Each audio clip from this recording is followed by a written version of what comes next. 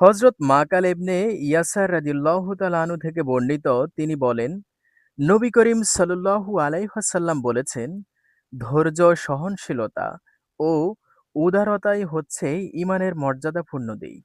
আলবানী।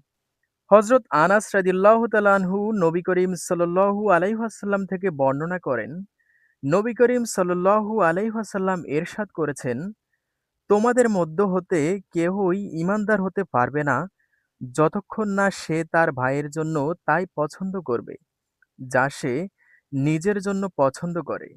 বুখারী। হযরত আব্দুল্লাহ ইবনে আমর রাদিয়াল্লাহু তাআলা আনহু থেকে বর্ণিত, তিনি বলেন, রাসূলুল্লাহ সাল্লাল্লাহু আলাইহি ওয়াসাল্লাম বলেছেন, তোমাদের কেহই ততক্ষণ পর্যন্ত ঈমানদার হতে পারবে না যতক্ষণ পর্যন্ত তার প্রবৃত্তি আমার আনীত দ্বীনের আনুগত্য না হবে। ইমাম নববীর ৪০ হাদিস।